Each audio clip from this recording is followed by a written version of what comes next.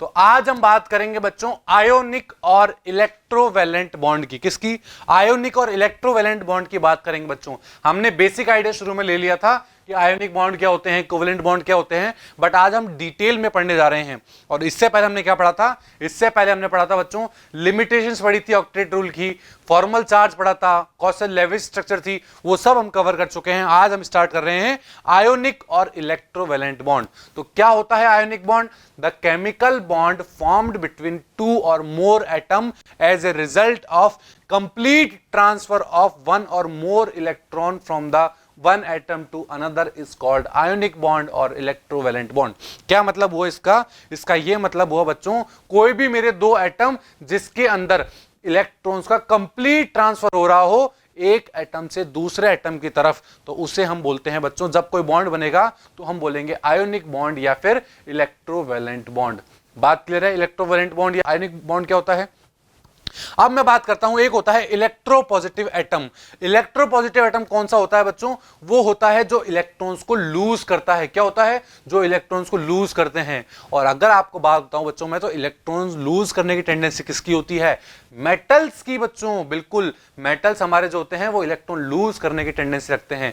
इसी तरह अगर मैं बात करूं इलेक्ट्रोनेगेटिव एलिमेंट कौन से होते हैं? क्या बोला मैंने? इलेक्ट्रोनेगेटिव एलिमेंट, या मैं बात करूं इलेक्ट्रोनेगेटिव एटम कौन से होते हैं? जो इलेक्ट्रॉन्स को गेन करते हैं। जो इलेक्ट्रॉन नेगेटिव होंगे वो इलेक्ट्रॉन्स को क्या करेंगे? गेन करेंगे। और ऐसे एलिमेंट कौन से होते हैं? जो मेरे नॉन मेटल होते हैं, उनके पास टेंडेंसी होती है इलेक्ट्रॉन्स को गेन करने की। बात क्लियर है यहां तक कि कौन सा इलेक्ट्रोपॉजिटिव होगा और कौन सा इलेक्ट्रोनेगेटिव एटम्स होते हैं? बात खत्म है यहां तक। And these two species, that is electropositive or electronegative species, are combined with each other by a electrostatic force of attraction between cation and anion are called ionic bond। क्या बोला मैंने? अब ये जो दो स्पीशीज है कौन कौन सी? इलेक्ट्रोपॉजिटिव और इलेक्ट्रोनेगेटिव जो दो स्पीशीज बनी है, ये दोनों आपस में अट्रैक्शन की वजह से क्या होती है? एक फोर्स ऑफ अट्रैक्शन की वजह से आपस में बॉन्ड बनाती है। और उस बॉन्ड को क्या बोलते हैं? उस बॉन्ड को बोलते हैं बच्चों आयोनिक बॉन्ड। बात क्लियर है? आयोनिक बॉन्ड किसे बोलते हैं? आयोनिक बॉन्ड के अंदर क्या हो गया? एक कैटायनिक पार्ट जिसे हम इलेक्ट्रोपॉजिटिव बोल रहे हैं, एक एनायनिक पार्ट जिसे हम क्या बोल रहे हैं? जिसे हम इलेक्ट्रोनेगेटिव एटम बोल रहे हैं। वो दोनों आपस में फोर्स ऑफ अट्रैक्शन की वजह से पास में आते हैं और एक बॉन्ड का फॉर्मेशन करते हैं जिसे हम बोलते हैं आयोनिक बॉन्ड। बात क्लियर है? अब एक क्वेश्चन उठता है, when the ionic bond form, ionic bond form कब होता है? ये कैसे पता लगेगा कि यहां पर आयोनिक बॉन्ड फॉर्म होगा? When the two atoms having the greater electronegativity difference form a strong ionic bond. कब फॉर्म होगा आयोनिक हमारा? आयोनिक बॉन्ड हमारा जब फॉर्म होगा जब कोई दो एटम के अंदर इलेक्ट्रोनेगेटिविटी का डिफरेंस क्या हो? बहुत ज्यादा होगा, बहुत ग्रेटर डिफरेंस होगा उनकी इलेक्ट्रोनेगेटिविटी के बीच में। जब वहां पर मेरा क्या होगा? वहां पर मेरा आयोनिक बॉन्ड का फॉर्मेशन होगा। फॉर एग्जांपल मैं बात करता हूं सोडियम और क्लोरीन की। तो सोडियम का इलेक्ट्रॉनिक कॉन्फ़िगरेशन की बात करूं तो क्या होता है? आप यहां देख पा रहे हैं सोडियम का इलेक्ट्रॉनिक कॉन्फ़िगरेशन है 281। दैट मींस फर्स्ट शेल में 2 इलेक्ट्रॉन, सेकंड शेल में 8 इलेक्ट्रॉन और थर्ड शेल में 1 इलेक्ट्रॉन। और अगर मैं क्लोरीन की बात करता हूं तो क्लोरीन के फर्स्ट शेल में 2 इलेक्ट्रॉन होते हैं, सेकंड शेल में 8 इलेक्ट्रॉन और थर्ड शेल में 7 इलेक्ट्रॉन होते हैं। बात क्लियर है? तो सोडियम क्या कर सकता है? सोडियम एक इलेक्ट्रॉन लूज कर ले, अगर उसने एक इलेक्ट्रॉन लूज कर लेगा तो वो अपने स्टेबल कॉन्फ़िगरेशन में आ जाएगा। और अगर क्लोरीन की बात करूं तो क्लोरीन एक इलेक्ट्रॉन गेन करके क्या कर सकता है? अपना ऑक्टेट कंप्लीट कर सकता है। तो क्या बोला मैंने? मान लीजिए सोडियम ने एक इलेक्ट्रॉन क्या कर दिया? लूज कर दिया है। देख पा रहे हैं सोडियम ने एक इलेक्ट्रॉन लूज किया है और खुद किसमें कन्वर्ट हो गया है? Na+ के अंदर कन्वर्ट हो गया है। दैट मींस अब इसके पास कॉन्फ़िगरेशन क्या बचा है? फर्स्ट शेल में 2 इलेक्ट्रॉन है और सेकंड शेल में 8 इलेक्ट्रॉन्स है। बात क्लियर है यहां तक? दैट मींस इसने नियॉन का कॉन्फ़िगरेशन ले लिया है। अब जो इलेक्ट्रॉन इसने निकाला है वो इलेक्ट्रॉन किसके पास चला गया? क्लोरीन के पास चला गया है। अब क्लोरीन के पास जाते ही उसका इलेक्ट्रॉनिक कॉन्फ़िगरेशन क्या हो गया? फर्स्ट शेल में 2 इलेक्ट्रॉन ही है, सेकंड शेल में 8 इलेक्ट्रॉन ही है, अब थर्ड शेल के अंदर भी 8 इलेक्ट्रॉन हो चुके हैं। दैट मींस उसने आर्गन का कॉन्फ़िगरेशन ले लिया है। दैट मींस अब क्लोरीन का भी ऑक्टेट कंप्लीट हो गया है और सोडियम का भी ऑक्टेट कंप्लीट हो गया है। बात क्लियर है यहां पर बच्चों कि कैसे कैसे हुआ? तो सोडियम सोडियम प्लस के अंदर कन्वर्ट हो चुका है, और क्लोरीन की बात करूं क्लोरीन माइनस के अंदर कन्वर्ट हो चुका है, Cl माइनस के अंदर कन्वर्ट हो चुका है, क्योंकि उसने एक इलेक्ट्रॉन क्या किया है, एक्सेप्ट किया है। बात क्लियर है यहां तक? तो यहां पर दोनों आयंस बन चुके थे अपने, तो दोनों आयंस जो बने हैं वो आपस में क्या करेंगे, उनके बीच में एक फोर्स ऑफ अट्रैक्शन होगा, इलेक्ट्रोस्टैटिक फोर्स ऑफ अट्रैक्शन होगा, जिससे वो दोनों पास में आएंगे और उनके बीच में एक आयोनिक बॉन्ड बन जाएगा। बच्चों क्या बन जाएगा, एक आयोनिक बॉन्ड बन जाएगा। बात क्लियर है कि आयोनिक बॉन्ड क्या होता है, समझ में आ गया बच्चों? अब मैं बात करूं अगर इलेक्ट्रोवैलेंसी की, कि इलेक्ट्रोवैलेंसी क्या होती है, तो उसे कैसे डिफाइन करेंगे हम? It is defined as the total number of electron lose or gain by an atom called as its electrovalency. उसे क्या कहा जाता है? उसे कहा जाता है उसकी इलेक्ट्रोवैलेंसी क्या होगी। बात क्लियर है? फॉर एग्जाम्पल मैं पहला बात करता हूं CaCl2 की, किसकी? कैल्शियम क्लोराइड की मैं बात करता हूं बच्चों। तो इसको हमने कैसे बनाएंगे? तो कैल्शियम की अगर मैं बात करूं, इस कैल्शियम की मैं बात करूं, तो इसका इलेक्ट्रॉनिक कॉन्फ़िगरेशन आप क्या देख पा रहे हैं? फर्स्ट शेल में 2 इलेक्ट्रॉन्स है, सेकंड शेल में 8 इलेक्ट्रॉन्स हैं, थर्ड शेल में 8 इलेक्ट्रॉन्स हैं, और फोर्थ शेल में 2 इलेक्ट्रॉन्स हैं। दैट मींस अगर कैल्शियम अपने 2 इलेक्ट्रॉन लूज कर दे तो क्या ये ऑक्टेट कंप्लीट कर लेगा अपना? बिल्कुल। अगर इसने बाहर के शेल के 2 इलेक्ट्रॉन बाहर निकाल दिए तो ये 2 8 8 में आ जाएगा और अपना इलेक्ट्रॉनिक कॉन्फ़िगरेशन कंप्लीट कर लेगा, मतलब अपना ऑक्टेट कंप्लीट कर लेगा। बात क्लियर है यहां तक? बट अगर मैं बात करूं Cl की, यहां पर 2 Cl प्रेजेंट है CaCl2 में। दैट मींस ये जो 2 Cl दिखाई दे रहे हैं आपको, ये दोनों Cl क्या चाहते हैं? ये दोनों Cl चाहते हैं कि हमें एक एक इलेक्ट्रॉन मिल जाए, तो हमारे भी क्या हो जाएगा, हमारा भी ऑक्टेट कंप्लीट हो जाएगा। तो क्या होगा बच्चों, ये जो कैल्शियम है ये अपने वैलेंस शेल में से दोनों इलेक्ट्रॉन लूज करके एक एक क्लोरीन को दे देगा, तो इसका ऑक्टेट कंप्लीट हो गया है। कैसे? यहां पर कैल्शियम के पास फर्स्ट शेल में 2 इलेक्ट्रॉन, सेकंड शेल में 8 इलेक्ट्रॉन और थर्ड शेल में भी 8 इलेक्ट्रॉन देखने को मिल रहे हैं। इसी तरह क्लोरीन ने भी अपने ऑक्टेट्स कंप्लीट कर लिए हैं, एक एक इलेक्ट्रॉन गेन करने के बाद, कि फर्स्ट शेल में कितने 2 इलेक्ट्रॉन हैं, सेकंड शेल में 8 इलेक्ट्रॉन है और थर्ड शेल में 8 इलेक्ट्रॉन है, दोनों के केस में ही। बात क्लियर है? तो अगर मैं इलेक्ट्रोवैलेंसी की बात करूं, किसमें? कैल्शियम की इलेक्ट्रोवैलेंसी की बात करूं, तो कैल्शियम ने कितने इलेक्ट्रॉन लूज किए हैं टोटल? कैल्शियम ने 2 इलेक्ट्रॉन लूज किए हैं, तो कैल्शियम की इलेक्ट्रोवैलेंसी कितनी हो जाएगी?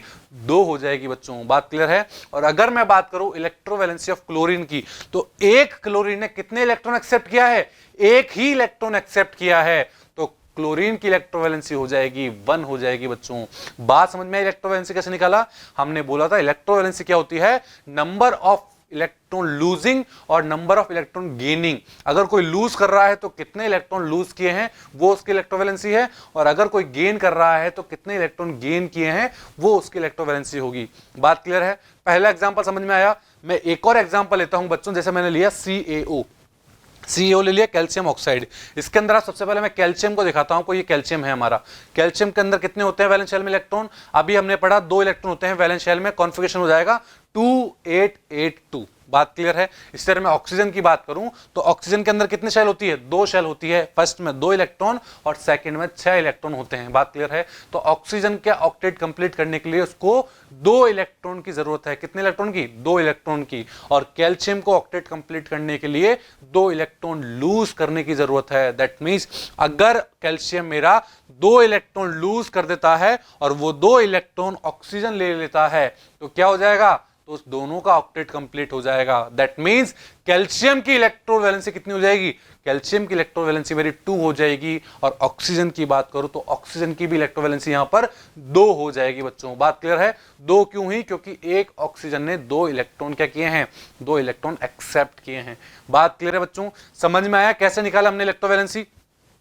अब मैं बात करता हूं representation of formula of compound की, कंपाउंड को किस तरह रिप्रेजेंट किया जाता है, किस तरह कंपाउंड का फॉर्मेशन किया जाता है, उसकी बात करता हूं। अब जैसे मैंने बोला था CaCl2, तो हमें पता है CaCl2 बच्चों कि एक कैल्शियम होता है, 2 क्लोरीन होते हैं, बट कैसे ये फॉर्मूला जनरेट हुआ उसकी मैं बात करता हूं बच्चों। उसका पहला पॉइंट क्या होगा? सबसे पहले देखिए, first right the symbol of ion side by side. सबसे पहले क्या करना पड़ता है? सबसे पहले जो जो आयन्स हमारे यूज हो रहे हैं उस फॉर्मूले के अंदर, उन दोनों को लिखा जाता है side by side, and in such A way that positive ion placed at the left side and negative ion placed at the right side. सबसे पहले मान लीजिए मेरे पास कोई भी x और y, दो क्या है? x और y क्या है बच्चों? 2 आयन्स है। तो मैंने क्या किया, जो x है मेरा वो मैंने मान लिया पॉजिटिव पार्ट है, और y जो है वो मेरा नेगेटिव पार्ट है। तो मैंने x को लिखा है लेफ्ट हैंड साइड और y को लिखा है मैंने राइट हैंड साइड। क्यों? क्योंकि पॉजिटिव पार्ट को लेफ्ट हैंड साइड लिखा जाता है और नेगेटिव पार्ट को राइट हैंड साइड लिखा जाता है। बात क्लियर है बच्चों यहां तक?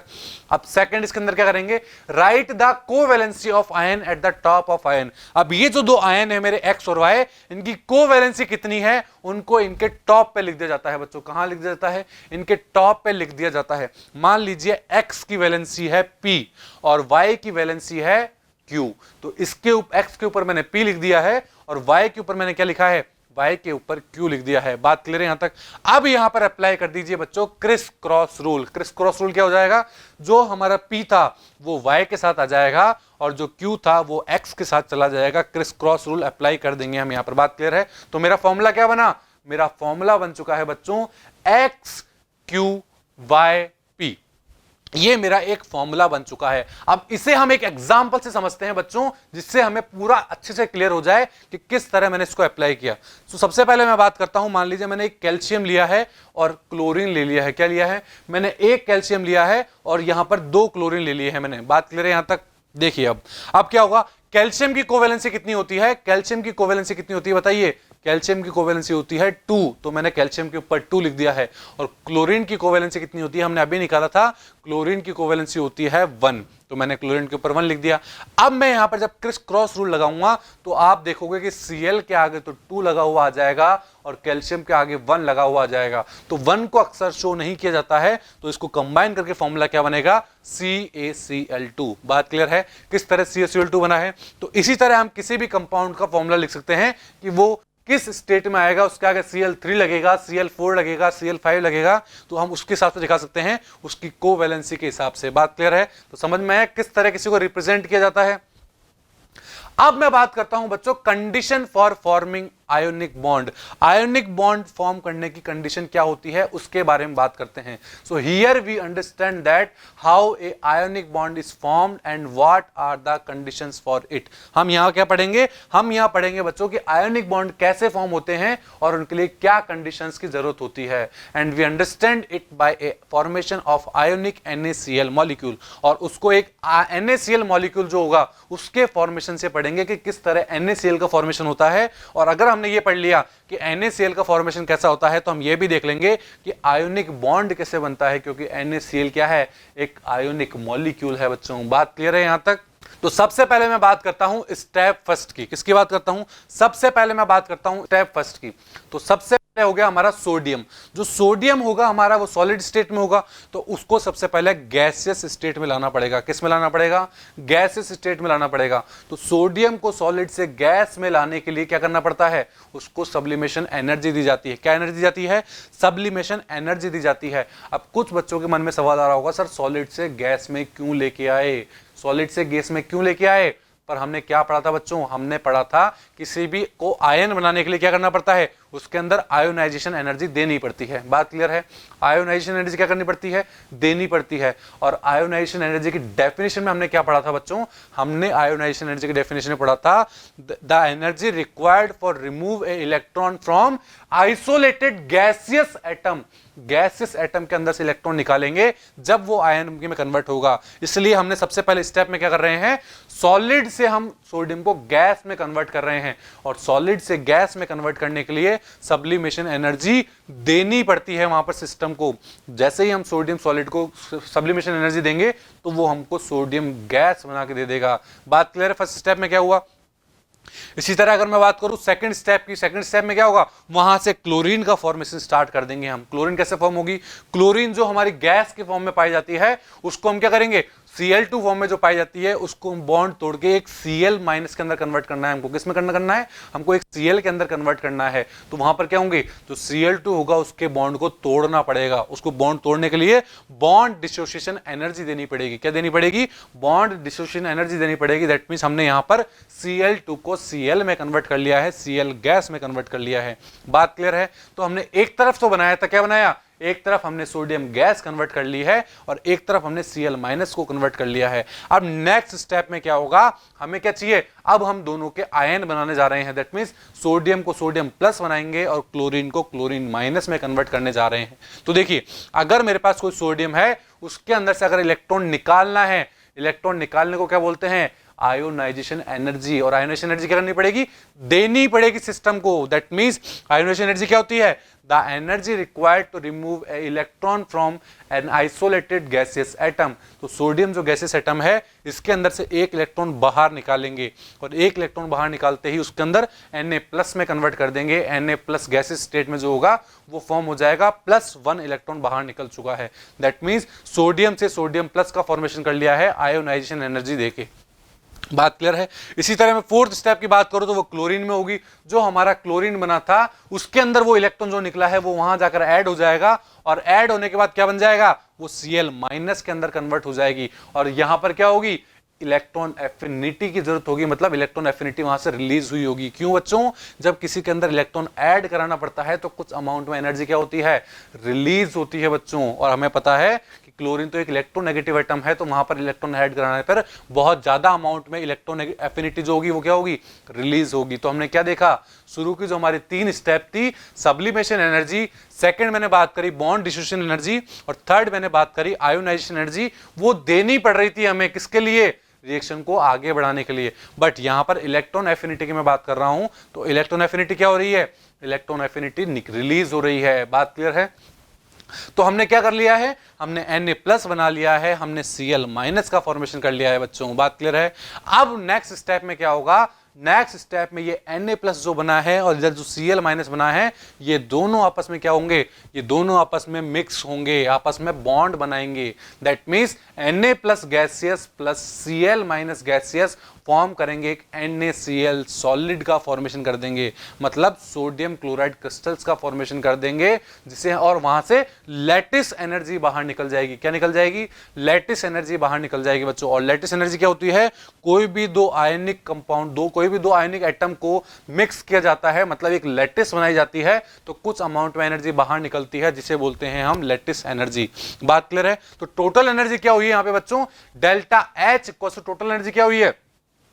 Sublimation energy plus bond distribution energy plus ionization energy. ये 3 कैसी थी मेरी? ये 3 मेरी थी बच्चों एंडोथर्मिक, जिसके अंदर एनर्जी देनी पड़ रही थी। क्या करनी पड़ रही थी? एनर्जी देनी पड़ रही थी। That means H equals to positive था, और इसके बाद क्या था?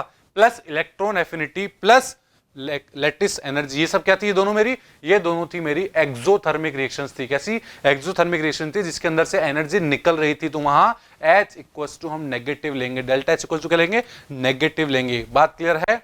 This all concludes that the lower value of ionization energy and the higher value of electron affinity is required for the formation of ionic compound, and this all summarized as Born-Haber cycle। और इसको summarise किया जाता है बच्चों Born-Haber cycle के रूप में। बात क्लियर है? तो हमने क्या देखा? हमने कंक्लूजन में यह देखा बच्चों कि हमें आयोनाइजेशन एनर्जी की वैल्यू तो क्या हो? आयोनाइजेशन एनर्जी की वैल्यू तो कम हो, और बाहर निकलने वाली जो इलेक्ट्रॉन एफिनिटी है उसकी वैल्यू अगर ज्यादा हो तो हमारा ओवरऑल ΔH क्या हो जाएगा? वो नेगेटिव आ जाएगा। दैट मींस रिएक्शन क्या हो जाएगी? फेवरेबल हो जाएगी बच्चों। बात क्लियर है? अब हमको ये पता करना है कि किस किस कंडीशन से हम क्या कर सकते हैं? इलेक्ट्रॉन एफिनिटी को बढ़ा सकते हैं या फिर आयोनाइजेशन एनर्जी को कम कर सकते हैं। ये सब हमने पढ़ा हुआ है बच्चों। आज हम बात करेंगे लैटिस एनर्जी को, कि लैटिस एनर्जी क्या होती है और लैटिस एनर्जी के फैक्टर्स कौन कौन से होते हैं जिसको वो अफेक्ट करता है। बात क्लियर है? तो हमने पढ़ा था बच्चों लैटिस एनर्जी को हम 2 तरीके से पढ़ सकते हैं। कैसे? एक लैटिस एनर्जी को हम पढ़ सकते हैं कि कोई भी क्रिस्टल बनाने के दौरान कोई भी 2 एटम जब आपस में एक दूसरे के पास आते हैं और जब क्रिस्टल्स का फॉर्मेशन करते हैं, किसी लैटिस का फॉर्मेशन करते हैं, तो वहां से निकलने वाली एनर्जी जो होती है वो होती है हमारी लैटिस एनर्जी। बात क्लियर है? और एक लैटिस एनर्जी को हम इस तरह भी पढ़ सकते हैं कि कोई भी एक लैटिस जो बना हुआ है उसको तोड़ने के लिए जो एनर्जी दी जाती है वो हमारी होती है लैटिस एनर्जी। इसको आप दोनों तरीके से ही कर सकते हैं। तो मैं बात करता हूं फैक्टर अफेक्टिंग लैटिस एनर्जी। ऐसे कौन कौन से फैक्टर है जो लैटिस एनर्जी को अफेक्ट करते हैं, उसके बारे में बात करते हैं। तो पहला फैक्टर हो गया हमारा lattice energy is inversely proportional to the size of cation. That means अगर साइज ऑफ कैटायन बढ़ रहा होगा, अगर साइज ऑफ कैटायन बढ़ रहा होगा तो लैटिस एनर्जी डिक्रीज हो जाएगी बच्चों। क्या हो जाएगी? लैटिस एनर्जी डिक्रीज हो जाएगी। फॉर एग्जांपल मैं बात करता हूं LiCl, NaCl, KCl, RbCl, CsCl, ये सारे मेरे पास क्या दे रखे हैं? क्लोराइड दे रखे हैं एल्कली मेटल के।